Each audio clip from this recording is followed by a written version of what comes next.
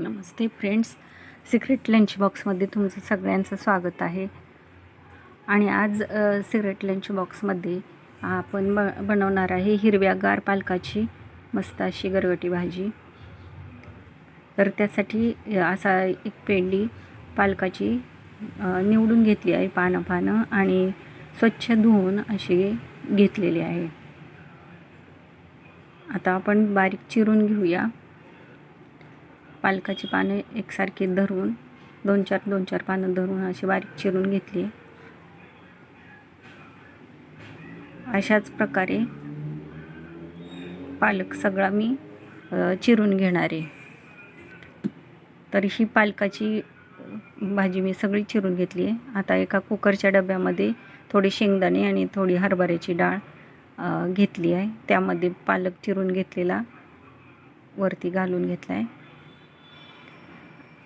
अशा प्रकारे तुम्ही पण ही भाजी करून बघा आणि तुम्ही सबस्क्राईब व लाईक एक करू शकता. एकदम फ्री आहे ही भाजी. बघून आवडल्यावर तुम्ही नक्की मला लाईक करा. आता कुकरच्या डब्यामध्ये पाणी घेतले आणि त्यामध्ये भाजी खालच्या साईडला स्टँडवर ठेवली आणि भात पण मी घेतला आहे. त्यामध्ये थोडं मीठ व पाणी घालून आवश्यकतेनुसार घालून घेतले आणि कुकरचं आपण झाकण लावून कुकर लावून देऊया.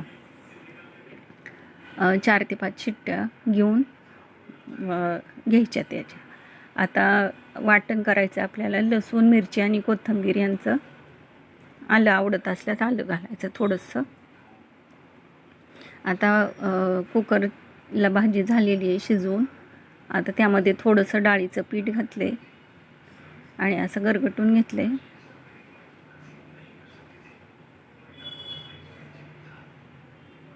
मिक्स करून चांगले घ्यायचं गरगटून.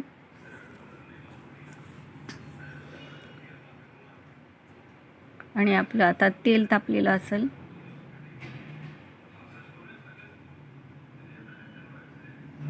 तेल टाकून घ्यायचं, तेल तापून द्यायचं आणि तेल तापल्यावर त्यामध्ये फोडणी टाकायची आहे जिरे मोहरीची. तडतडून द्यायची व्यवस्थित.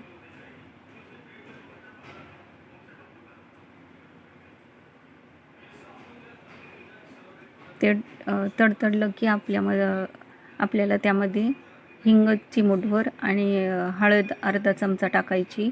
नंतर आवश्यकतेनुसार, म्हणजे मी 1.5 चमचा इथं आपण वाटलेला ठेचा टाकलेला आहे. ते व्यवस्थित हलवून घ्यायचं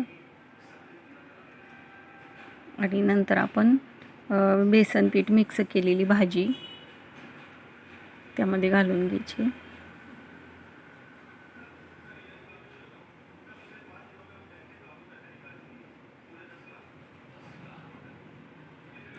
आता मीठ आवश्यकतेनुसार टाकले.